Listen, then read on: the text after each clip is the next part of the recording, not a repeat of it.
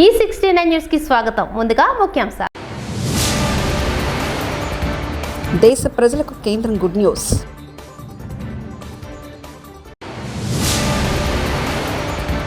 అమల్లోకి భూభారతి పోర్టల్లోని సేవలవే సీఎం రేవంత్ రెడ్డి.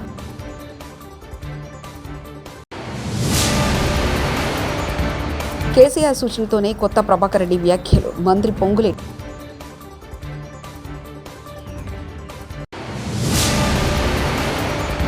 పవిత్రంగా నిర్వహించాల్సిన గోశాలలో జరిగే తప్పులను ఎత్తి చూపించారు మాజీ టీడీటీ చైర్మన్ భూమన.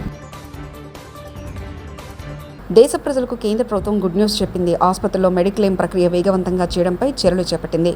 ఆరోగ్య బీమా క్లెయిమ్ అథరైజేషన్ 1 గంటలో, తుది సెటిల్మెంట్లు 3 రోజుల్లో పూర్తి చేయడం తప్పనిసరి చేయాలని కేంద్రం భావిస్తుంది. బ్యూరో ఆఫ్ ఇండియన్ స్టాండర్డ్స్ ప్రమాణాలతో బీమా క్లెయిమ్ అప్లికేషన్ ఫారంలను సులభంగా అర్థమయ్యేలా రూపొందించనుంది.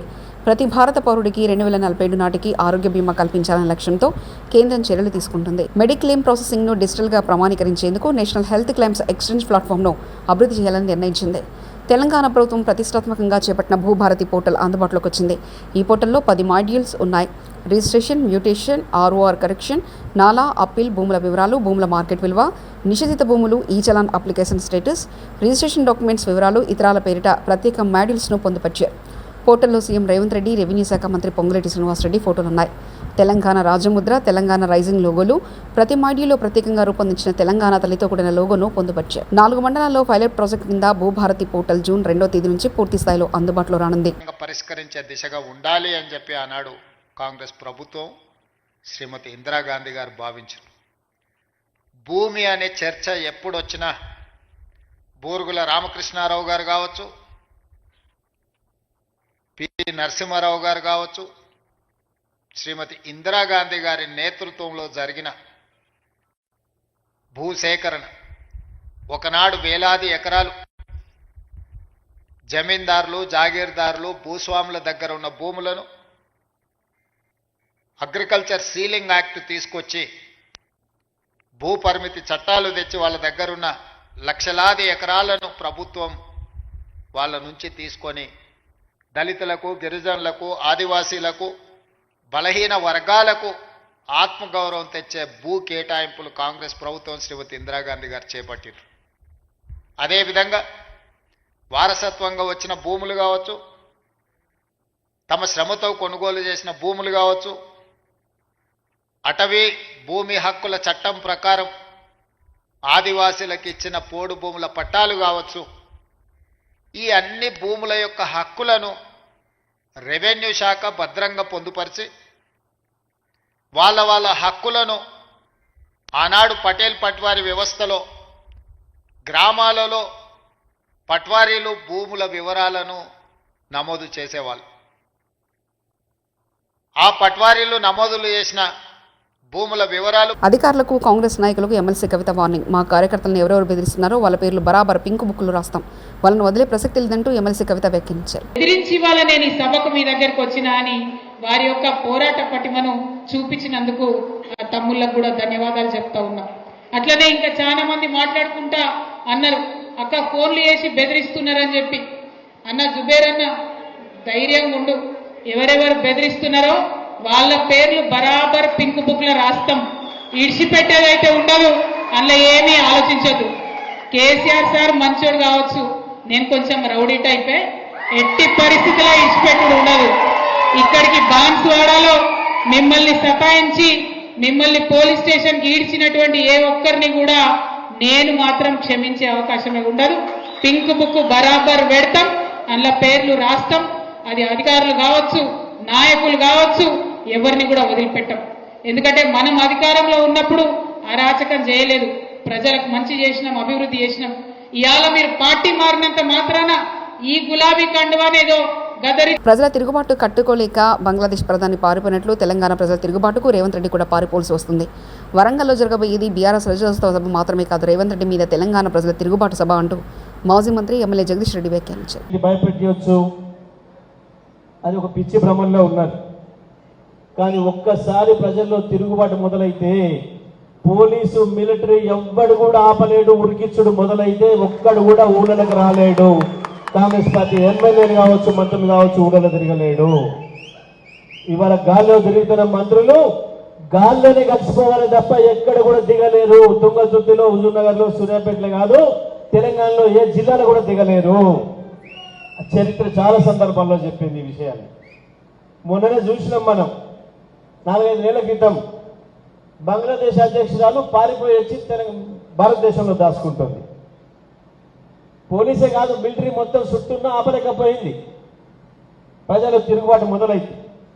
అగో ఇవాళ ప్రజలు మా తిరుగుబాటుకు సూచనగా వరంగల్కు చేరాలి, కేసీఆర్ దగ్గరికి చేరాలి అన్న పద్ధతిలో ఉన్నది ఇవాళ తెలంగాణ ప్రజలు ఆలోచిస్తున్నారు. వరంగల్లో జరిగే సభ బీఆర్ఎస్ రజతోత్సవ సభ మాత్రమే కాదు, కాంగ్రెస్ పార్టీ ప్రభుత్వం పైన తెలంగాణ ప్రజల తిరుగుబాటు సభగా మారుతున్నది. ఆ పరిస్థితి వస్తుంది. హెచ్సీలో మేము చెట్లు నరకలేదు, జంతువులు చనిపోలేదు. మా ప్రభుత్వం ఇంకా చెట్లను పెంచుతుంది, జంతువులను కాపాడుతుంది. అడవి కాని దాన్ని అడవి అంటూ తప్పుగా చూపించారంటూ డిప్యూటీ సీఎం బట్టి విక్రమార్క మంత్రి శ్రీధర్ బాబు వ్యాఖ్యానించారు. ఎకలాజికల్ బ్యాలెన్స్తో ముందుకు తీసుకొని పోవాలని బాగా నమ్మేటువంటి ప్రభుత్వం ఇది. పూర్తి స్థాయిలో తెలంగాణలో అడవుల్ని, జంతువుల్ని, పర్యావరణాన్ని రక్షించే కార్యక్రమంలో భాగంగానే ప్రభుత్వం ముందుకెళ్తుంది. అడవి కాని భూమిని అడవి అంటున్నారు ఓ ప్రధానమంత్రి అంటే ఆశ్చర్యం వేస్తుంది. అంటే ఇక్కడ ఉన్న స్థానిక బీజేపీ నాయకత్వం ఆ విధంగా వారికి ఫీడ్బ్యాక్ ఇవ్వడం అనేది కూడా సరికాదు. అక్కడ ఉన్న భూమి అటవీ ప్రాంతమే కాదు, ఏం చెప్పమంటారు, కోర్టులో నడుస్తా ఉన్న మ్యాటర్. ఆ విషయంలో మేము ఎక్కువ మాట్లాడకుండా మేము ఖచ్చితంగా కూడా న్యాయాన్ని నమ్ముతాం, న్యాయస్థానాన్ని నమ్ముతాం. కోర్టు పరంగా ఇచ్చే జడ్జిమెంట్కు సంబంధించి మా వాదనలను కూడా వినిపిస్తాం. ఆర్టిఫిషియల్ ఇంటెలిజెన్స్, కృత్రిమ మేధను ఉపయోగించుకొని అనేక మందిని ప్రభావితం చేసే విష ప్రచారం చేసిన, విషం జిమ్మే కార్యక్రమం చేసిండ్రు ప్రక్కన టీఆర్ఎస్, ఇంకో పక్కన బీజేపీ. వాటి స్పష్టంగా కూడా రేపు రాబోయే కాలంలో తప్పకుండా జవాబు చెప్తాం. కాంగ్రెస్ పార్టీకి ఇందిరమ్మ ప్రభుత్వానికి ప్రజలు మద్దతిచ్చారని మంత్రి పొంగులేటి శ్రీనివాసరెడ్డి అన్నారు. ప్రభుత్వాన్ని పడగొట్టాలని పలువురు కోరుతున్నారంటూ భారస ఎమ్మెల్యే కొత్త ప్రభాకర్ రెడ్డి చేసిన వ్యాఖ్యలపై మంత్రి ఆగ్రహం వ్యక్తం చేశారు. తమ ప్రభుత్వం ఏర్పడిన వారం నుంచి అధికార దహంతో కూల్చే ప్రయత్నం చేస్తున్నారని విమర్శించారు. ఇందిరమ్మ ప్రభుత్వానికి మద్దతు తెలిపి పూర్తి మెజారిటీ ఇచ్చినప్పటికీ ఈ ఇందిరమ్మ ప్రభుత్వాన్ని మేము కూలుస్తామని అనేక పర్యాయాలు ఆనాడు 10 సంవత్సరాలు పరిపాలించిన పార్టీ నాయకులు తహతాలాడుతున్నారు. అనేక సందర్భాల్లో గౌరవ ముఖ్యమంత్రి గారు, సహచర మంత్రులు అనేక సందర్భాల్లో మేము స్పందించాం. కొత్త ప్రభాకర్ రెడ్డి గారు ఏదో మీడియాలో ఉదయం చూశాను, చాలా స్పష్టంగా చెప్పారు. ఏదైతే మొదటి నుంచి ధరణి కార్యక్రమం ద్వారా గడిచిన 10 సంవత్సరాలలో అధికారంలో ఉన్న పార్టీ అక్రమంగా పేదోళ్ల ఆస్తిని, పేదోళ్ల భూమిని, ప్రభుత్వ భూములని, వక్ఫ్ బోర్డు భూములని, రెవెన్యూ భూములని, అటవీ శాఖ భూములని వారి తొత్తులకి కట్టబెట్టామని చెబుతూ వచ్చామో, ఆ కట్టబెట్టి లబ్ధి పొందిన లబ్ధిదారులు ఎవరైతే ఉన్నారో ఆ లబ్ధిదారులకి ఏ భూభారత్నైతే నిన్న లాంచ్ చేశామో, ఏ భూభారతి వస్తే పేదవాడికి న్యాయం జరుగుద్ది, ప్రభుత్వ స్థలాలకి పూర్తి భద్రత ఉంటది అని ఒక సదుద్దేశంతో భూభారత్ని లాంచింగ్ చేయటానికి కొన్ని గంటల ముందే ఆ గౌరవ శాసనసభ్యులు కొత్త ప్రభాకర్ రెడ్డి గారు అన్నది వారి గుండెల్లో రైలు ఎలా పరిగెడుతుందో, వారి ఆందోళన ఏంటో ఈ భూభారత్ వచ్చిన తర్వాత చాలా స్పష్టంగా అర్థమవుతుంది. అంటే ఇది కొత్త ప్రభాకర్ రెడ్డి గారి వారి సొంత ఆలోచన కాదు. కొత్త ప్రభాకర్ రెడ్డి గారు అంటే కేసీఆర్ గారి ఆత్మ. కేసీఆర్ గారి నోట్లో నుంచి ఏ మాట రావాలనో అది కొత్త ప్రభాకర్ రెడ్డి గారి నోట్లో నుంచి వచ్చే మాట. దానికి ఉదాహరణ ఉంది. మైనార్టీలను మోసం చేసి ఇప్పుడు మొసలి కన్నీరు ఎందుకు Jagan Reddy minority finance corporation chairman Maulana Mushtaq Ahmed media సమావేశం. జగన్మోహన్ రెడ్డి గారు చేస్తున్న డ్రామాలు కానీ నాటకాలు కానీ రాష్ట్ర ప్రజలకి బాగా తెలుసు. ఏదో మభ్యపెట్టి మోసం చేయాలంటే రాష్ట్ర ప్రజలు సహించరు. అది ఏమంటే వక్ఫ్ సవరణ చట్టం గురించి జగన్మోహన్ రెడ్డి గారు వాళ్ళ ఎంపీలు లోక్సభలో వ్యతిరేకించి రాజ్యసభలో వక్ఫ్ అమెండ్మెంట్ యాక్ట్కి మద్దతుగా నిలబడినారు. ఆ తర్వాత జగన్మోహన్ రెడ్డి గారు విప్ జారీ చేయడం జరిగింది. ప్రతి ఒక్కరూ అర్థం చేసుకోవాలి, ఆ విప్ రాజ్యసభలో మద్దతు ఇవ్వక ముందు జారీ చేయాల్సింది. పని పూర్తి చేసి విప్ జారీ చేసి రాష్ట్ర ప్రజలకి మభ్యపెట్టి మోసం చేయడానికి ఒక కుట్ర. గతంలో చంద్రబాబు దళిత సమాజాన్ని అనగదొక్కారని, వారి జీవితాలను చిన్నాభిన్నం చేశారని వైఎస్ఆర్సీపీ రాష్ట్ర ఎస్ఎస్ఎల్ అధ్యక్షుడు మాజీ ఎమ్మెల్యే టీజేఆర్ సుధాకర్ బాబు మండిపడ్డారు. మంగళవారం ఆయన తాడేపల్లిలోని వైఎస్ఆర్సీపీ కేంద్ర కార్యాలయంలో మీడియా సమావేశంలో మాట్లాడుతూ అధపాతాళానికి దళితులను తొక్కేశారని, వారికి సంబంధించిన ఏ పథకం అమలు కావడం లేదంటూ నిలదీశారు. అంబేద్కర్ అందరివాడే కానీ చంద్రబాబు కొందరివాడు. నిజంగా దళితులపై ప్రేమ ఉంటే విజయవాడలోని అంబేద్కర్ విగ్రహాన్ని ఇప్పటివరకు ఎందుకు సందర్శించలేదు? సామాజిక న్యాయ మహాశిల్పం దగ్గర ఉన్న వైఎస్ జగన్ పేరును ఎందుకు తొలగించారు? దళితులతో ఏ పథకం అందించకుండా ఇళ్లకు చంద్రబాబు ఏ ముఖం పెట్టుకుని వెళ్తారంటూ ప్రశ్నించారు. మీరేం చేశారు? పాతాళానికి దళితుల యొక్క విద్యని తొక్కేశారు. జగన్మోహన్ రెడ్డి గారు తీసుకొచ్చిన చరిత్రాత్మకమైనటువంటి సంఘటనలన్నిటినీ, చరిత్రాత్మకమైన వారు తీసుకొచ్చినటువంటి మార్పులను పూర్తిగా ఆపేశారు. దళితుల యొక్క విద్యని కాలరాసేశారు. ఏ ఒక్క పథకం ఈ రోజున అమల్లో లేదు. ఆ విద్యా దీవెన కావచ్చు, వసతి దీవెన కావచ్చు, అమ్మఒడి కావచ్చు, నాడు నేడు పేరుతో స్కూళ్లను ఆధునీకరించిన కార్యక్రమం కావచ్చు, వేలాది కోట్ల రూపాయలు ఈ అంశాల మీద జగన్మోహన్ రెడ్డి గారు ఖర్చు పెట్టారు. దానిలో ప్రధానంగా లబ్ధిదారులు దళితులు. ఈ రోజున నీ పరిపాలన ఆ పథకాలు లేవు కాబట్టి నువ్వు కొందరువాడివి అని అంటుంది వైఎస్ఆర్ కాంగ్రెస్ పార్టీ. నీకు మా మీద ఏ రోజు ప్రేమ లేదు. అంబేద్కర్ సీఎం చంద్రబాబు పర్యటనలో సినిమా షూటింగ్ను తలపిస్తున్నాయని మాజీ ఎంపీ నందిగం సురేష్ మండిపడ్డారు.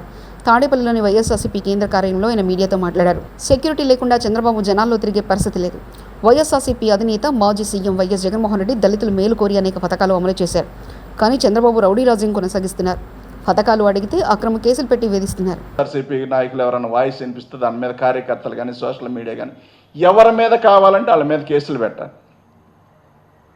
మీరు తప్పు చేసి ఇంకా కూడా ప్రజలకు ఏదో మేలు చేస్తామని చెప్పి ప్రజలందరూ కూడా మిర్చీలకి ధరలు పడిపోయి ప్రజలందరూ కూడా అకాల వర్షాలు వచ్చి ఇబ్బంది పడతా ఉంటే మీరు మ్యూజికల్ నైట్లు పెట్టుకొని హ్యాపీగా నవ్వుకోవడం, సరదాగా కామెడీలు చేసుకోవడం, వాటి మీద నవ్వుకోవడం, అంటే పాలన ఏ స్థితిలో కొనసాగించారనేది రాష్ట్ర ప్రజలందరూ చూస్తూ ఉన్నారు.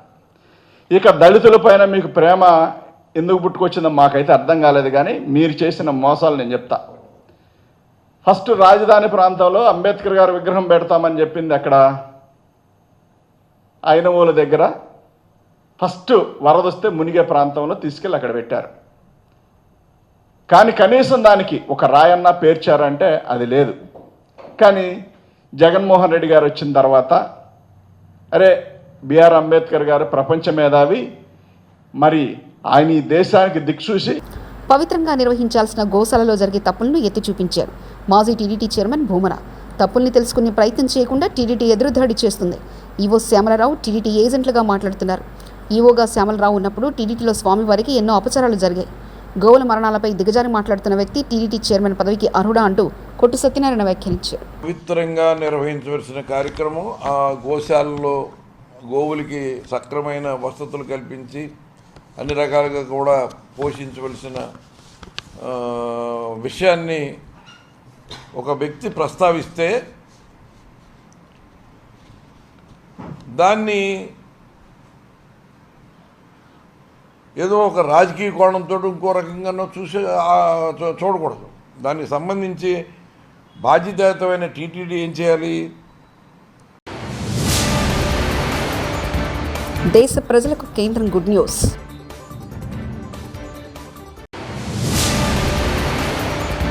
అమల్లోకి భూభారతి పోర్టల్లోని సేవలపై సీఎం రేవంత్ రెడ్డి.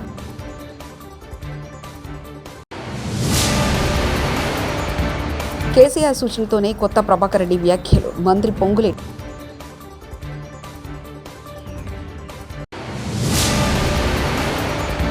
పవిత్రంగా నిర్వహించాల్సిన గోశాలలో జరిగే తప్పులను ఎత్తి చూపించారు మాజీ టీడీటీ చైర్మన్ భూమన. ఈ 69 న్యూస్ ఇంతటితో సమాప్తం. చూస్తూనే ఉండండి ఈ 69 న్యూస్.